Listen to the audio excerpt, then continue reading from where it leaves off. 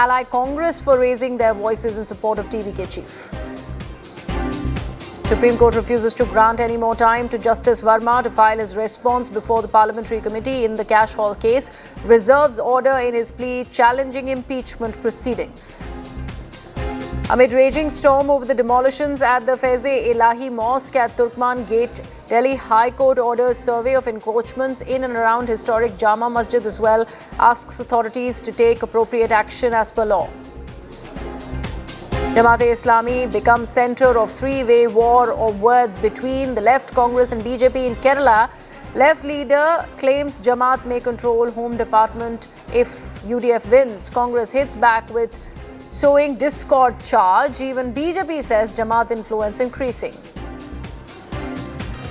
CNN News 18 has accessed an exclusive intelligence note revealing a dramatic reset in Bangladesh-Pakistan relations under the new Yunus regime, creating new challenges for India on its eastern front amid deepening Pak-Dhaka defence, intel trade ties. Panicking Pakistan ran from pillar to post to leverage US help after Operation Sindoor. Documents released by FARA shows hectic lobbying. And on to our top focus story, which is to do with the Enforcement Directorate that is conducting raids at IPAC offices in Kolkata. Remember, IPAC is the political consultancy firm that advises the West Bengal government. Raids are also currently underway at the residence of IPAC co-founder Pratik Jain, and they are also happening around 5 other locations in Kolkata, also more locations in the national capital as well, 4 of those where the raids are being conducted in Delhi. Reacting to these raids, particularly in West Bengal, the Chief Minister of the state, Mamata Banerjee, has called them unfortunate. She has, in that same breath, attacked the Union Home Minister, Amit Shah. Meanwhile, the BJP is hit out at the Trinamool Congress, saying that the raids will expose TMC's illegal money trail. अगर अमित शाह को बंगाल को जीतना है तो आपको हिम्मत है तो आप इलेक्शन में लड़ाई करके आइए। आप क्यों हमारा पार्टी आईटी सेक्टर को रेड करके पूरा पेपर ले लिया? आप क्यों हमारा बंगाल में एक जो क्रेडिबिलिटी नहीं है जो ऐप का उसको देके आप एक बीजेपी वर्कर को इलेक्शन कमीशन ऑफिस में बैठा के 54 लाख नाम को डिलीट कर दिया because all the IT sector they are working for somewhere for someone so they can attack any IT sector anytime. They can collect all the data from any IT sector. Is it not a crime? हम अभी इसी में इधर से जो काम है हम कर देंगे, इसको हमको सेटल करना है, इसी के लिए हम इधर में इंतजार करेंगे जब तक प्रतीक नहीं आएंगे और जब तक प्रतीक ऑफिस में आके सेटल नहीं करेंगे।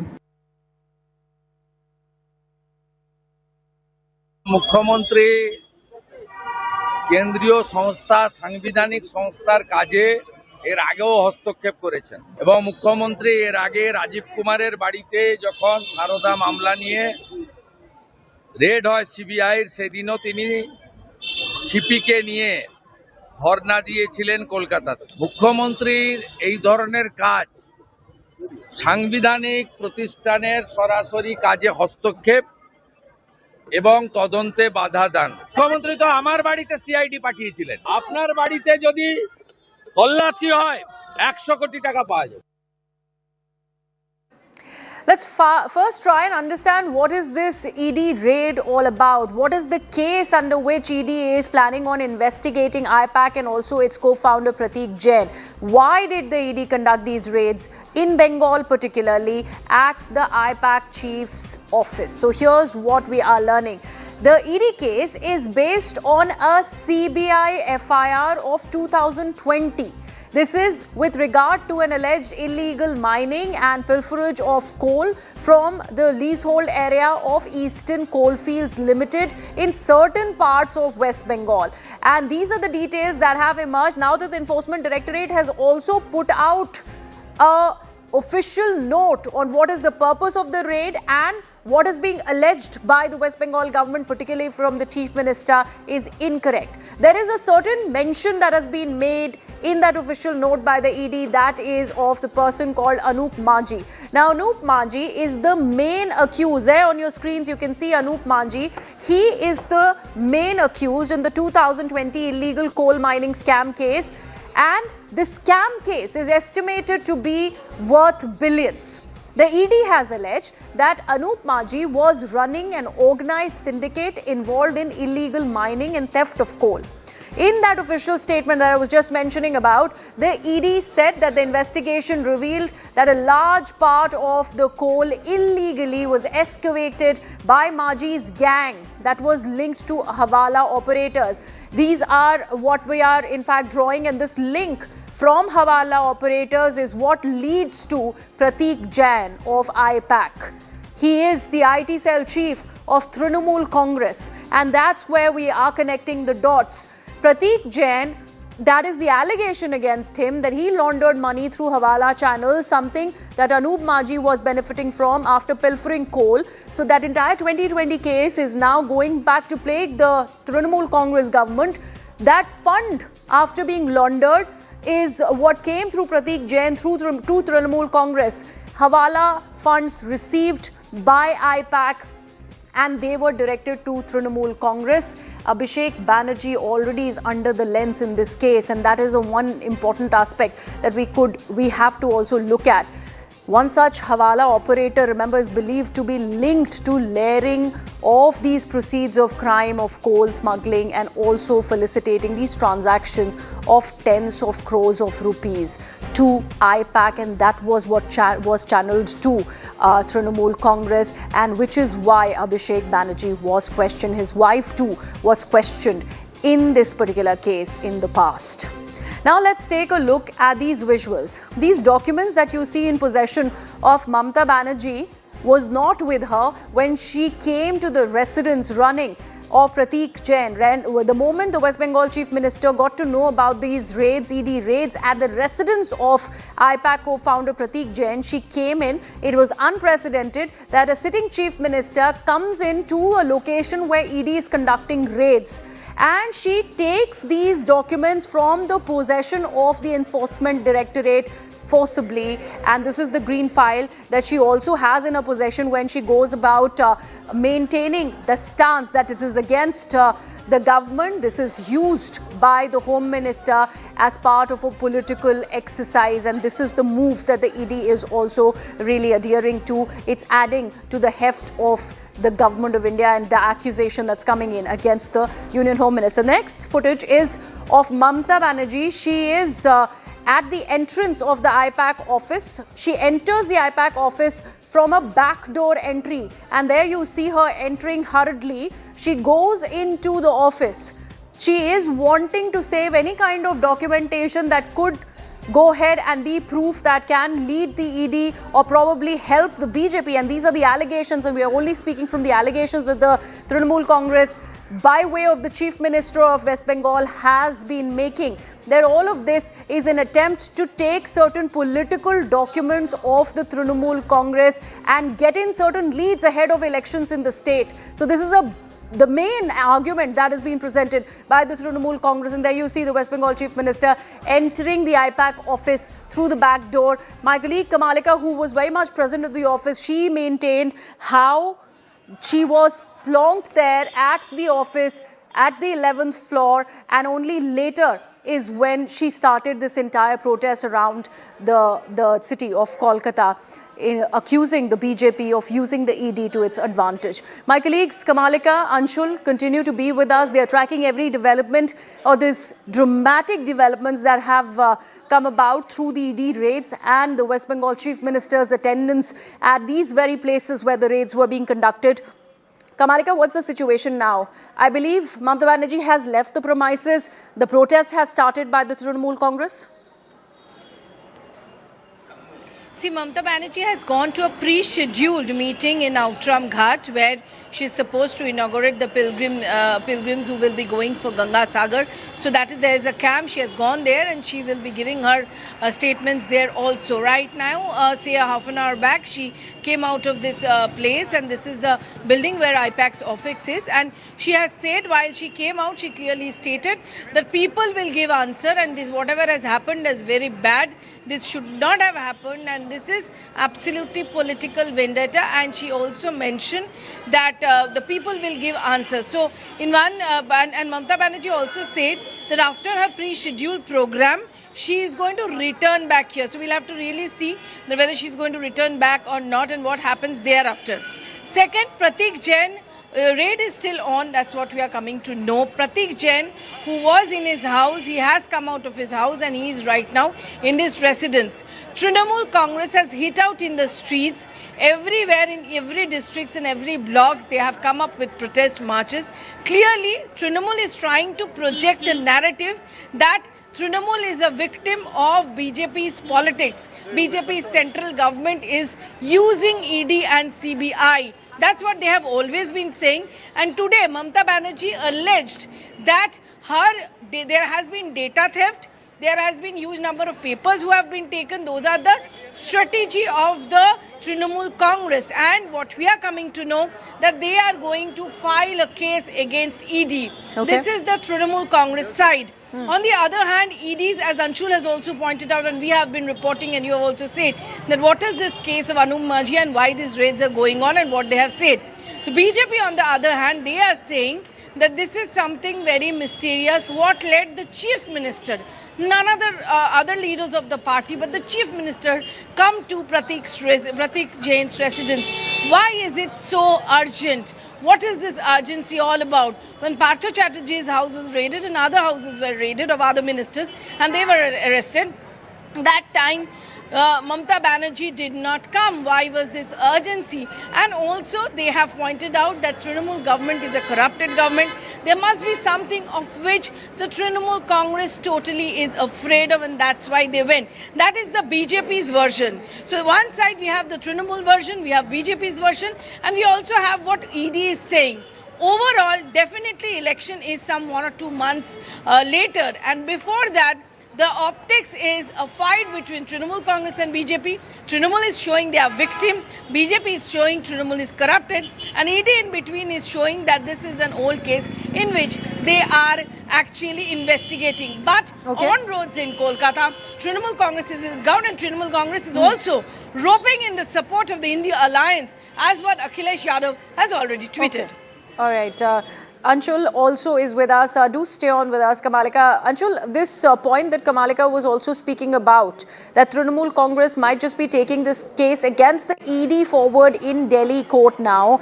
Is the ED privy to that information? And if that were to be the case, are you getting any feelers on any kind of additional charges that the ED might press upon the TMC chief, the West Bengal chief minister, of fiddling with the evidence?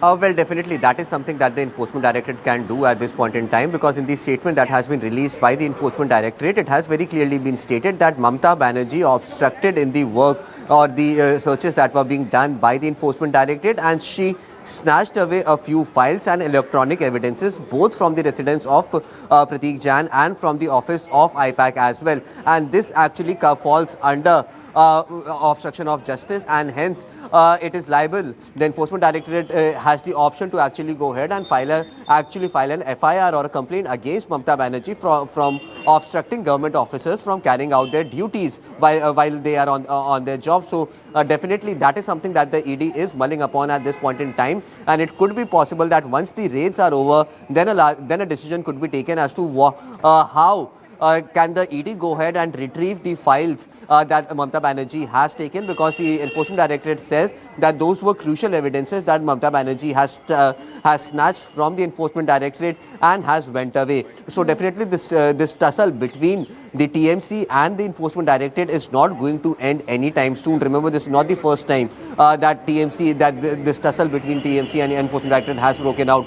Remember what happened in Sandesh Khali when the Enforcement Directorate went to arrest Sheikh Shah Jahan. In fact, the ED officers were attacked over there. They got badly injured there as well. So definitely this entire tussle between the Enforcement Directorate and the TMC government in West Bengal has a history to it, and the manner in which the CM herself intervened in a central government officer's job and then tried to obstruct their job. Definitely this is a liable offence, and the Enforcement Directorate could actually go ahead and take legal action against her as well. All right, a lot of dramatic developments. Do stay on with us, Anshul and Kamalika. We have a reaction by Bharatiya Janata Party's Samik Bhattacharya that is coming in. Let's take a look. Strongly react किया है, स्वराष्ट्र मंत्री को नेस्टी कहा है, naughty कहा है और बोल रहे हैं कि ये चुनाव है, चुनाव का पदक्षेप है ईडी का. What is happening today, I think it is a chilling message to the nation. What is happening in West Bengal right now, जो कॉन्स्टिट्यूशनल हेड है वो किसी सरकारी कामकाज के ऊपर से हस्तक्षेप नहीं कर रहे, उसका अर्थ से जितना जो एविडेंस है, जो हार्ड डिस्क है, जो फाइल्स है, उसको छीन ले रहे हैं. तो उसका मतलब क्या है, वो किसको प्रोटेक्ट करना चाहते हैं? Those who are involved in this coal scam and hawala cases, वो उनको ही प्रोटेक्ट करने के लिए ये काम किया. किसी मुख्यमंत्री से ये कोई भी समाज ये प्रत्याशा नहीं करते हैं. I think it's a black day for West Bengal. But the word which she has used against Home Minister Rajnath Singh and some other leaders, वो तो बोलते ही रहते हैं. मुख्यमंत्री किस भाषा से प्रधानमंत्री का तरफ आवाज उठाते हैं वो सब जानते हैं. तो इस कोई नया बात उसके लिए नहीं है. इसका जवाब जनता दे देगा. पश्चिम बंगाल की जनता ये ठान लिया है कि 2026 का जो चुनाव आ रहा है उसको तृणमूल को acts as an eyes and ears of TMC party. They are engaged in framing all sorts of strategy to ensure the win of TMC party. And IPAC plays an auction dealer and collect the money, and that collected money is deposited to the coffer of TMC party. So this is the job being done by the IPAC. ED, CBI are being utilized by the ruling party of our country. देखिए, कोल scam के लिए अदालत का निर्देश पर ED ने IUPAC का जो डायरेक्टर उनका घर में छापा मारा और उसमें मुख्यमंत्री पहुंच गए. इतना सारे मंत्री लीडर का घर पे एजेंसी ने छापा मारा, उनको गिरफ्तार किया, मुख्यमंत्री नहीं पहुंचे कारण उनको मालूम है उसमें वो फंसेगा, उसका जेल होगा. इसमें पहुंच गया, इसीलिए इसमें कलीघाट भी फंस जाएगा. और उसी जगह में घुस के कोई फाइल चोरी करके ले जाना, पार्टी का नाम करके कोई फाइल को लेके जाना, ये अपराध है. Our colleague Anshul continues to be with us on the broadcast. Anshul, we would want to go back a bit into this background of the mining, pilferage of coal charges from this leasehold area of Eastern Coalfield Limited in West Bengal, which is what this entire case is all about, dates back to 2020. The main accused in this case, Anup Maji, so far, his antecedents, what has the ED really deduced from either his questioning, if at all that has happened, where is he at the moment? Well, yes, this entire case is being investigated by the Enforcement Directorate for the last at least three years, if I remember it correctly. The ECIR that was registered by the Enforcement Directorate was back in 2022. And since then, there have been several statements that have been recorded of the people who were allegedly involved in this entire coal smuggling syndicate. Now, the evidences that the Enforcement Directorate has gathered till now, or the money trail that they have been be able to establish till now, is actually that Anup Manji was the kingpin of this entire syndicate, and he was a close aide of the then TMC Youth Wing leader or chief of the TMC Youth Wing. And since then, as the searches and the raids have been going on, the Enforcement Directorate have deduced this, that there were illegal minings that were happening in several parts of West Bengal, from where illegally coal was being taken out and then was logistically supplied to other parts of the country and within West Bengal as well. Now, the money that should have been given to the exchequer, that is the West Bengal government or the central government, that money did not reach over there, but each and every penny that was earned out of it was distributed amongst the members of that entire syndicate, in which it has been alleged that there were leaders of the Trinamool Congress as well. And now the name of Prateek Jain has come up in this entire investigation and interrogation that has been done by the Enforcement Directorate. Remember, these raids are not against the company IPAC. These raids are against the head of that company, an individual, Prateek Jain, who is said to have close links with a few Hawala handlers. And that is what the Enforcement Directorate wants to find out. So the money trail is what the ED is after, and this dates back to the 2020 coal scam, the pilferage case that also had one key name also associated with Trinamool Congress through various other means. One youth leader of the TMC was associated with Anup Manji, who is the kingpin and the main accused in that case. We will track all the developments as far as that big case is also concerned, but right now we're getting more developments.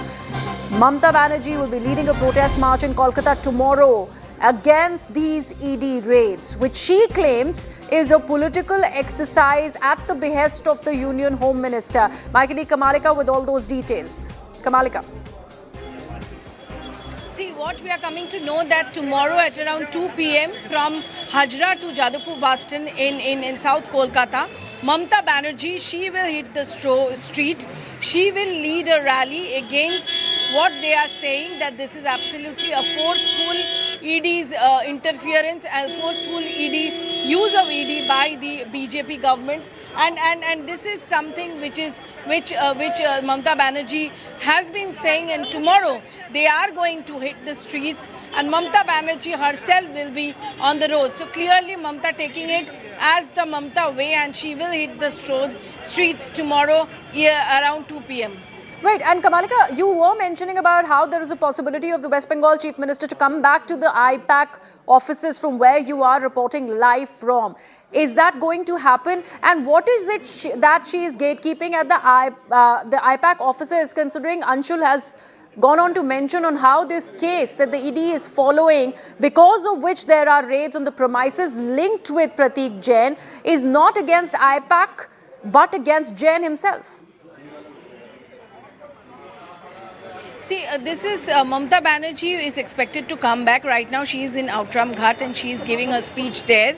But here Trinamool Congress is taking it in a political way and they are going to protest for that reason. On the other hand, the BJP taking the cue from ED, the BJP clearly says that this has nothing to do with politics, and this is also the BJP is raising the mysterious question that what has happened there, what is so important there in Prateek Jain's residence or in his office for that which Mamata Banerjee had to camp here. That is what the BJP is pointing out. They are not talking about anything about this case, but what they are talking about is the politics is they are trying to show that TMC is trying to show that they are the victim. On the other hand, the BJP is trying to show that, see, Trinamool is a corrupted party and that's corruption, that's what they have been doing.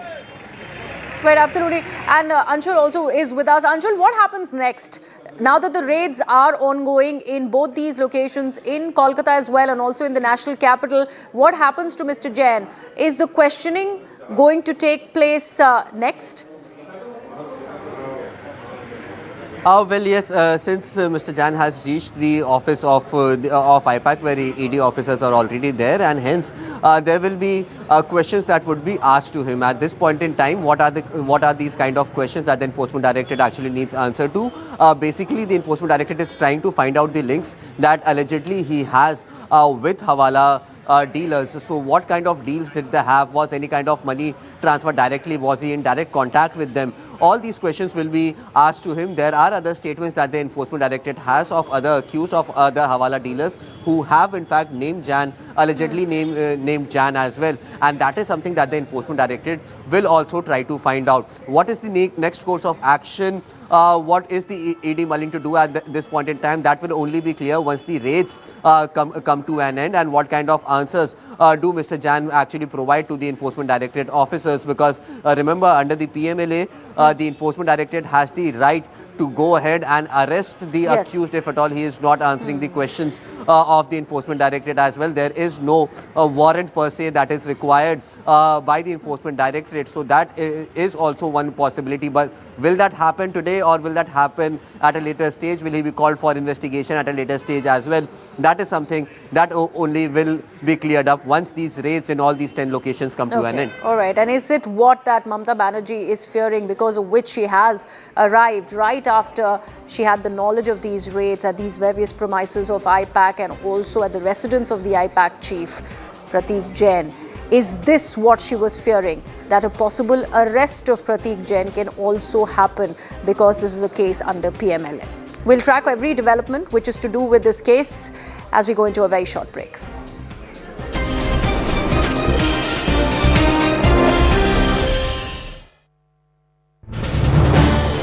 This is News 18 Network.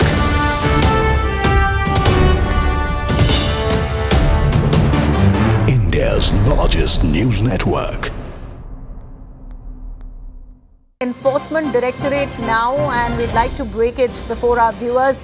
ED Headquarters Unit is currently conducting search action at 10 premises, and this is to do with the searches at the IPAC premises in West Bengal in Kolkata. 6 in West Bengal, says the ED. 4 are also in Delhi under PMLA in connection with the coal smuggling syndicate led by Anup Maji, used to steal and illegally excavate coal from ECL leasehold areas of West Bengal. The search action was taken in a peaceful manner. This is what the ED says, till the arrival of the Chief Minister of West Bengal along with the police personnel and officers of West Bengal administration, who forcibly removed physical documents and electronic evidences in 2 of the premises. So the ED is putting out with every possible detail, mentioning about the disruption that was caused by the West Bengal Chief Minister, who not just entered the premises while a live raid by ED was being conducted. The ED is also accusing officially that the Chief Minister took away certain documents which were part of the investigation process, which eventually the ED had to seize. My colleague Anshul continues to be with us. Anshul, official word by the ED putting out the statement directly also accusing the Chief Minister of what she's done. Well, yes, the Enforcement Directorate has gone ahead and put out this statement on social media and have also released this entire statement in which they have said that the entire raids were actually going on peacefully right before the Chief Minister arrived over there, and went ahead and disrupted the entire raids that were being conducted by the Enforcement Directorate. It has also been alleged from the side of the Enforcement Directorate that some documents have been taken by Mamata Banerjee herself, and which could actually disrupt the entire investigation and which could disrupt the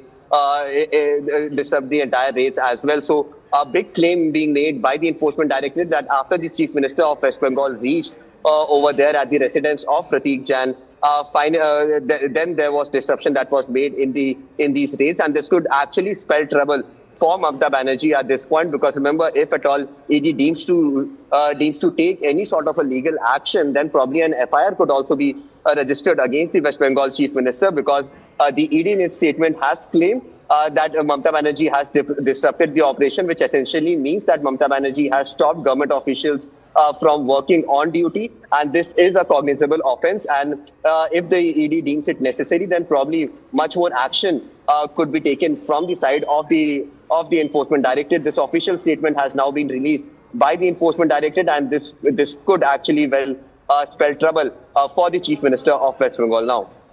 Right, absolutely. And Anshul, they also go on to talk about how the search is evidence-based and it's not targeted at any political establishment, a claim that Mamata Banerjee has been making while she entered the premises, while the ED was conducting those raids at the residence of Prateek Jain. So that clarity too is coming in, a response, so to speak, on the allegations by the West Bengal Chief Minister, by the ED.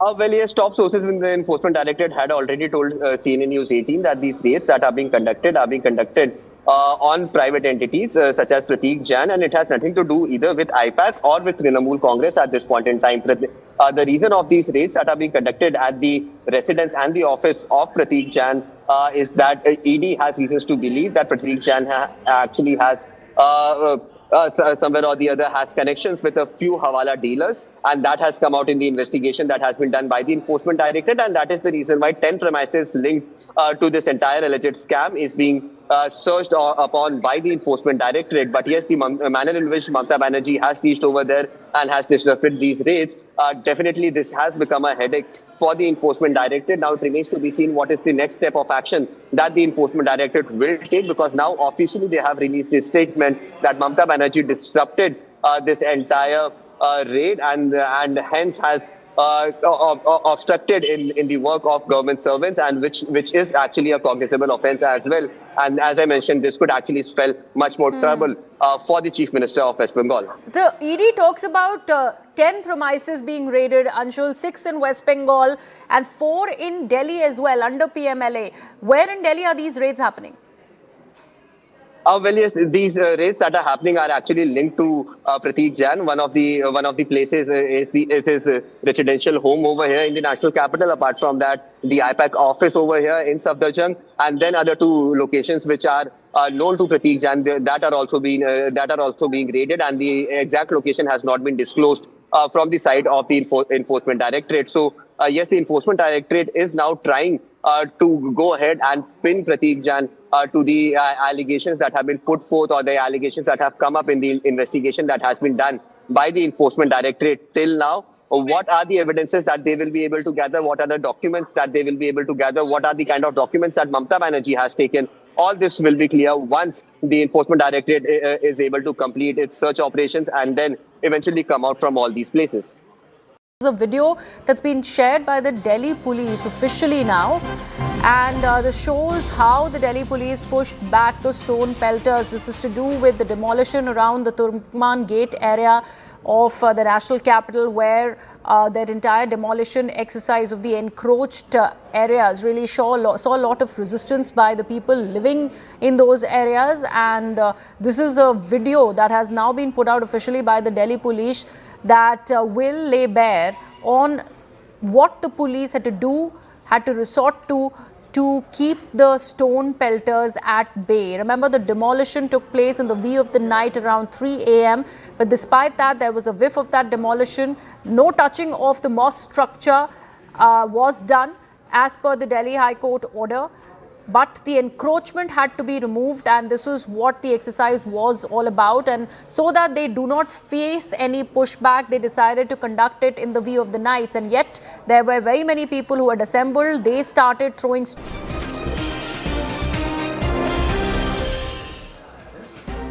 Welcome back. You're watching The Nation at 5 with me, Griha. Now, there is no doubt that India's Operation Sindoor, in response to the Pahalgam terror attack, left Pakistan rattled.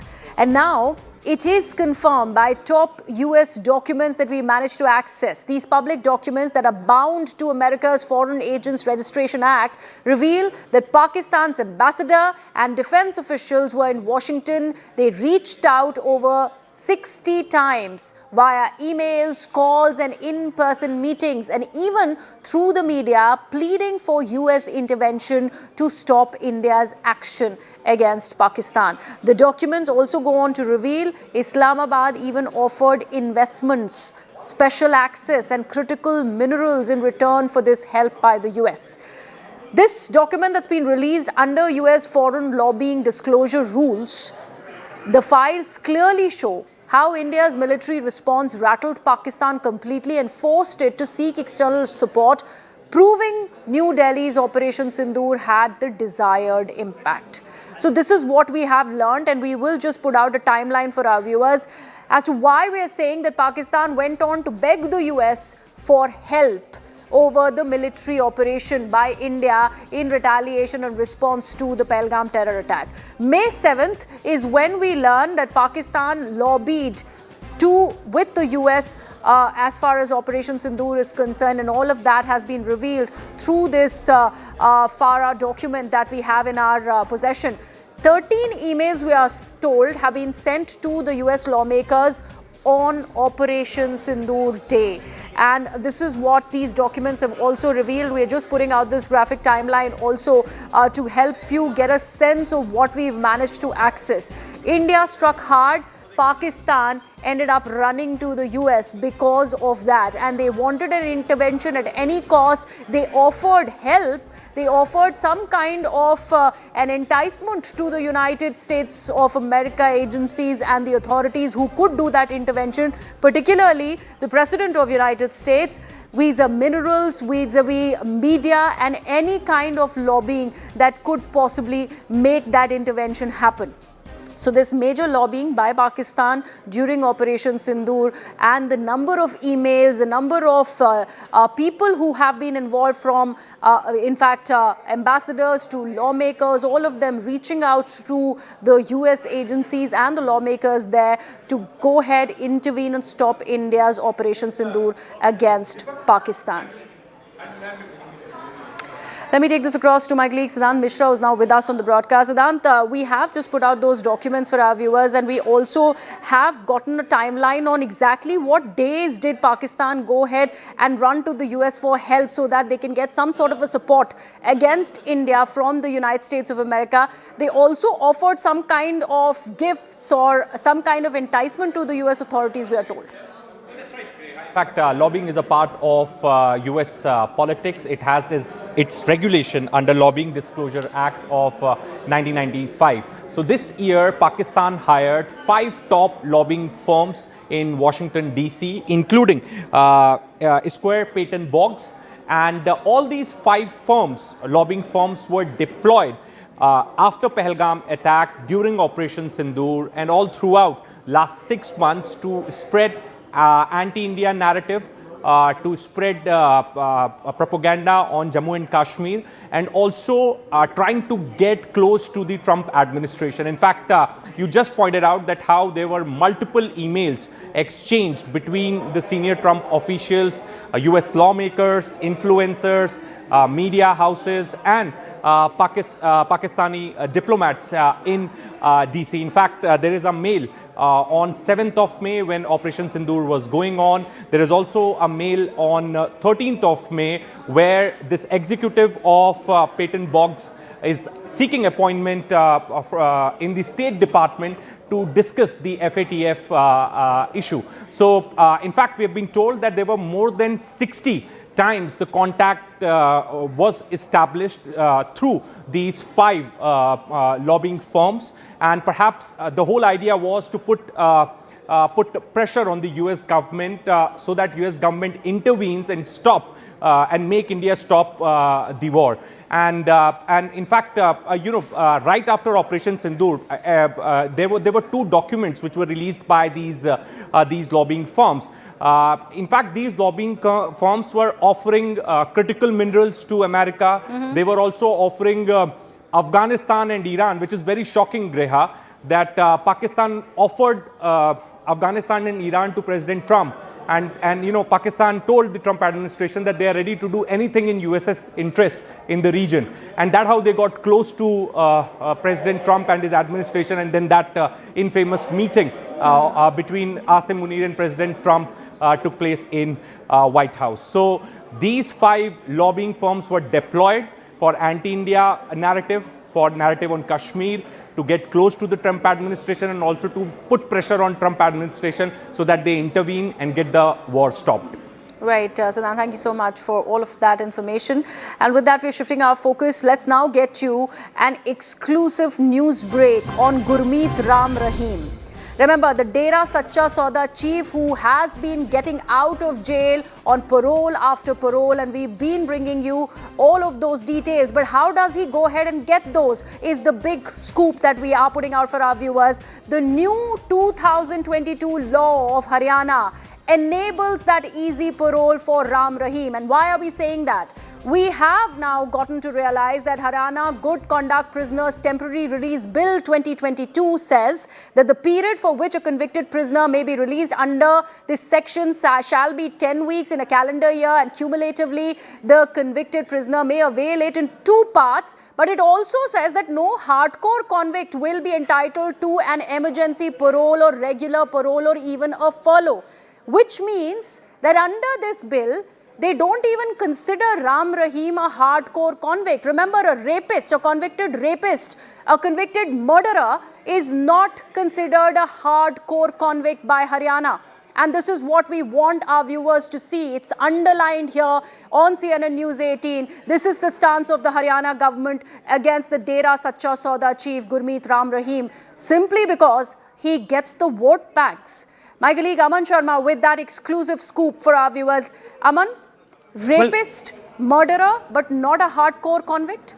Well, see, Griha, the entire genesis of why Ram Rahim has been getting these repeated paroles lies in a new law that the Haryana government brought in 2022, and I have a copy of this particular law in my hand. It's called the Haryana Good Conduct Prisoners Temporary Release Act 2022. This is the law in my hand, and this is the particular law that was brought by the Haryana government in 2022. And what big changes did it bring? Number one, the biggest change, that the courts will have no role in granting a person parole. It will totally be a decision of the state government, and I'll explain to you in a short while what this decision will be. But it's very clear that this particular new law says that the role in releasing a prisoner is totally of the state government. Now, what does the law very clearly say? And I'll point out to you the most critical section of it here. In section 3, the law says that a convicted prisoner may be released under this section for a period of 10 weeks in a calendar year. So this is basically 70 days, every convicted prisoner can be set off on parole, and this is the condition that Ram Rahim has been using to get paroles. We earlier said that 406 days. He's out on parole in 7 years. If you calculate 70 days per year, it roughly comes to that figure as well, and that is what he has been using. Now, what is critical in this is, and what I point out to you in the next para, in para 6 of this law, it says that a hardcore convicted prisoner will not be entitled to any regular parole. A hardcore convicted prisoner will only be granted parole for attending funeral of his family members or marriage of his children or siblings. So Ram Rahim is not being considered a hardcore criminal by Haryana, though he's been convicted in 2 cases. Number 1, the rape of 2 sadhuis, 2 disciples at his ashram. Number 2, the murder of a journalist. So though he's been convicted in 2 cases in 2017 and 2019, the Haryana government does not consider him a hardcore criminal, and that is why he's getting regular parole. The law clearly says that no hardcore criminal will be given a regular parole. Only for certain conditions like funerals or marriage of their children they can get parole. But guess what Ram Rahim is getting parole for? He's got 3 paroles for his 3 birthdays in the last 3 years, for 40 days, for 30 days, for the Stapna Divas of his ashram, for the birthday. Recent parole is for the birthday of his one of his second in command. Now, another key aspect, Griha, I would like to point out in this particular rule, it says that only a report by the district magistrate or the deputy commissioner of police or the superintendent of police is enough to grant a parole. If the superintendent of police or the district magistrate gives a positive report that the behavior of the person is good in jail, he'll be given parole, no questions asked. There is no involvement of the court in this matter, and this is what something Haryana government has been using to give parole again and again to Baba Ram Rahim. The release is only not to be done if the person is in danger of the security of the state or the maintenance of public order or causes reasonable apprehension of breach of peace. So clearly Haryana government does not see Ram Rahim as any endangering the security of the state or causing any apprehension of peace or for threat of him to the maintenance of public and order. So this on these conditions also Ram Rahim is getting a free pass from the Haryana government. Another key point that I would like to point out to you, that this law also very clearly says, as I said, you have to just fill a certificate of conditional release. This is a certificate which has to be filled by the convicted prisoner. It goes to the DM or the SP, and if they give a positive report, the person is released. No court intervention is required. And this is the 2022 law. 70 days release every year if you are good conduct, if you are not a hardcore prisoner, and if the DM or the SP says that you are no threat to national security or to endangering peace, you get parole, no questions asked. And this is why Baba Ram Rahim is getting paroles for all sorts of reasons, for his birthdays, for his subordinate's birthday, for the Stapna Divas of his Dera, or for close to Haryana elections, Punjab by-polls, Punjab local body polls. He's getting parole one after the other. 15 times he's got parole so far. And this is because of the Haryana Good Conduct Prisoner Temporary Release Act 2022, something even which the Supreme Court, could not intervene in when the SGPC went to court and said this new law is a change from the previous law because the court's involvement is not there. The SGPC wanted the court to take a final call, but the Supreme Court also ruled that because this act is now in place for Haryana, it is the discretion of the Haryana government to set a convicted prisoner free on parole as the deemed fit. Absolutely. I mean, wow, what is going on? Haryana government has managed to bypass the court. They consider that Ram Rahim is not a hardcore criminal. A convicted rapist, a convicted murderer, but not a hardcore criminal. We have two very special guests joining us on the broadcast. Raman Malik of the Bharatiya Janata Party and Kapil Madan is a political analyst with us. Raman Malik, what is going on in Haryana? Ram Rahim is not a hardcore convict. Very easily he manages these paroles, these furloughs like a regular convict who might be lodged in a jail in Haryana. See, I earlier also on your channel had very categorically said, and I repeat it, the case of Ram Rahim is totally a very unique case where there is also a cult, a set of religious sentiments attached to it, and the followers also have freedom to express their allegiance to him and his dera under Article 19. That is one part of it. The second is, if this Prisoners Good Conduct Act of 2022, which you are referring now, in 2026, one, I must congratulate you that you have woken up to something big and it's a eureka moment. But then, sir, it is not a eureka moment. We are just trying to tell our viewers that this is the act that has been brought under the current government in Haryana. Do you know? The Good Conduct Prisoners Bill, Temporary Release Bill of 2022 has put out these provisions which easily are given this leeway to Baba Ram Rahim, and which is what we want to underline, sir. Please ask your research team that there was a case for in the Punjab and Haryana High Court in February of 2024, if I'm not wrong, where the question was put whether he is a hardcore criminal or not. And under that case, the High Court, Honorable High Court, had ruled and had given its consent that he cannot be put under the category of hardcore criminal. Something like that was, or there was an observation.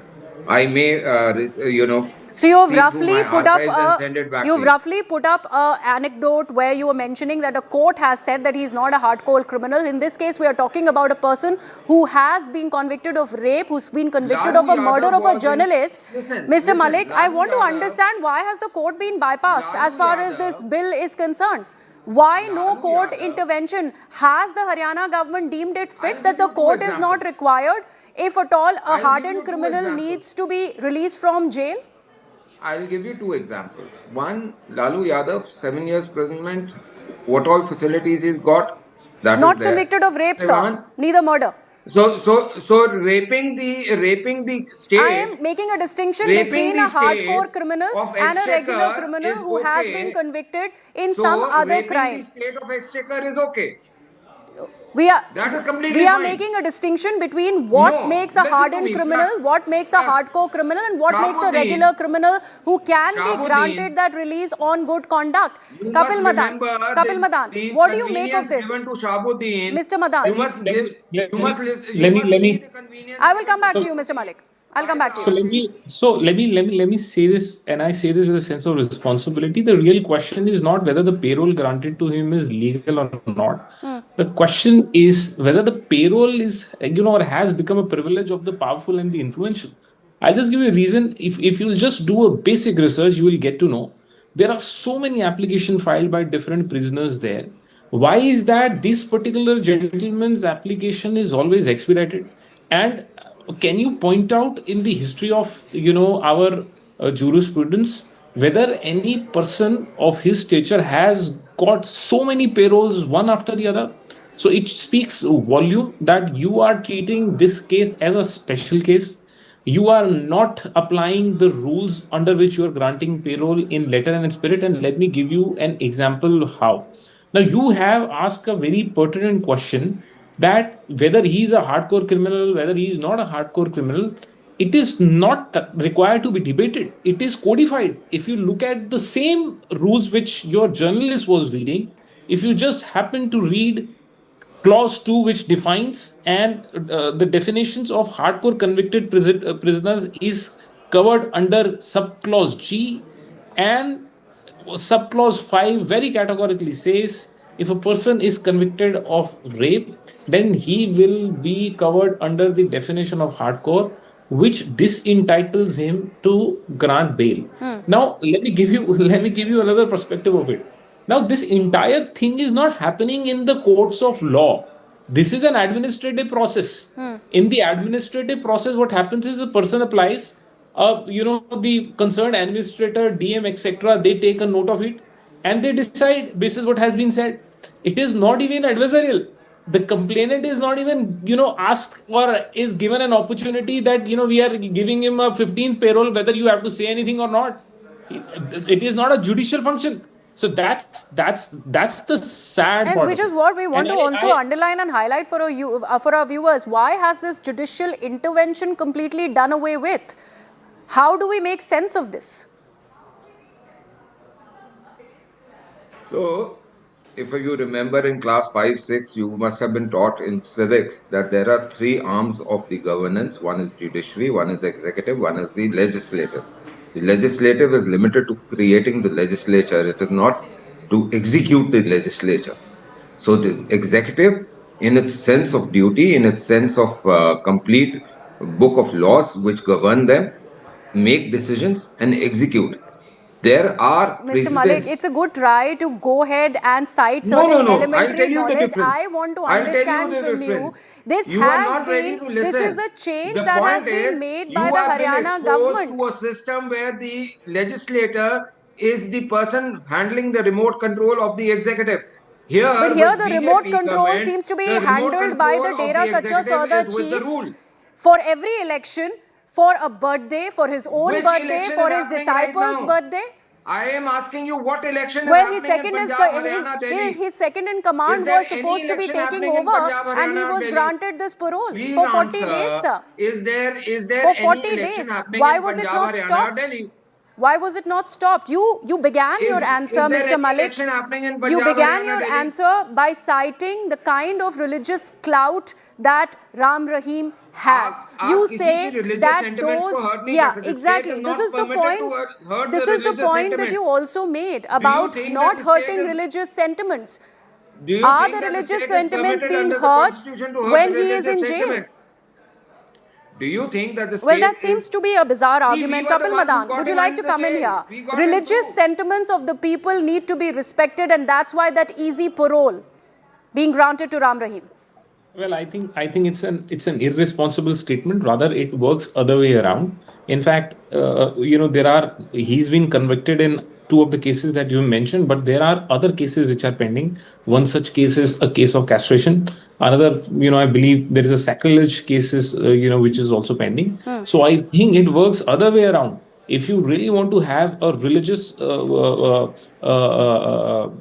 issue or an angle involved, rather, if he goes out, that might hurt sentiments of a lot of people who might have shown devotion towards him, and they were disappointed because he got convicted in a matter like this. So I think it works completely in an opposite direction, and I think the learned panelist, I have no qualms in saying that it's an irresponsible statement. All right. Mr. Badan and Mr. Malik, thank you so much for joining us on the broadcast. Ladies and gentlemen, the Haryana Good Conduct Prisoners Temporary Release Bill 2022 does not apply to hardened criminals. That emergency parole is not given to hardened criminals, but as per the Haryana government, Gurmeet Ram Rahim isn't one of them.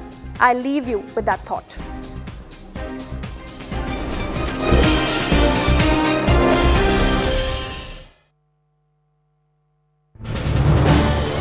This is News 18 Network.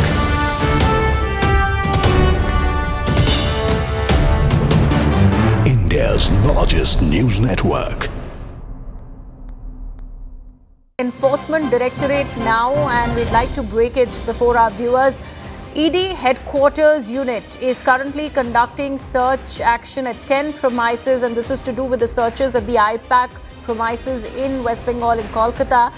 6 in West Bengal, says the ED. 4 are also in Delhi under PMLA in connection with the coal smuggling syndicate led by Anup Maji, used to steal and illegally excavate coal from ECL leasehold areas of West Bengal. The search action was taken in a peaceful manner. This is what the ED says, till the arrival of the Chief Minister of West Bengal, along with the police personnel and officers of West Bengal administration, who forcibly removed physical documents and electronic evidences in 2 of the premises. So the ED is putting out with every possible detail, mentioning about the disruption that was caused by the West Bengal Chief Minister, who not just entered the premises while a live raid by ED was being conducted. The ED is also accusing officially that the Chief Minister took away certain documents which were part of the investigation process, which eventually the ED had to seize. My colleague Anshul continues to be with us. Anshul, official word by the ED putting out the statement directly also accusing the Chief Minister of what she's done. Well, yes, the Enforcement Directorate has gone ahead and put out this statement on social media and have also released this entire statement in which they have said that the entire raids were actually going on peacefully right before the Chief Minister arrived over there and went ahead and disrupted the entire raids that were being conducted by the Enforcement Directorate. It has also been alleged from the side of the Enforcement Directorate that some documents have been taken by Mamata Banerjee herself, and which could actually disrupt the entire investigation and which could disrupt the entire raids as well. So a big claim being made by the Enforcement Directorate that after the Chief Minister of West Bengal reached over there at the residence of Prateek Jain, then there was disruption that was made in these raids, and this could actually spell trouble for Mamata Banerjee at this point, because remember, if at all ED deems to take any sort of a legal action, then probably an FIR could also be registered against the West Bengal Chief Minister, because the ED in its statement has claimed that Mamata Banerjee has disrupted the operation, which essentially means that Mamata Banerjee has stopped government officials from working on duty, and this is a cognizable offence. And if the ED deems it necessary, then probably much more action could be taken from the side of the Enforcement Directorate. This official statement has now been released by the Enforcement Directorate, and this could actually spell trouble for the Chief Minister of West Bengal now. Right, absolutely. And Anshul, they also go on to talk about how the search is evidence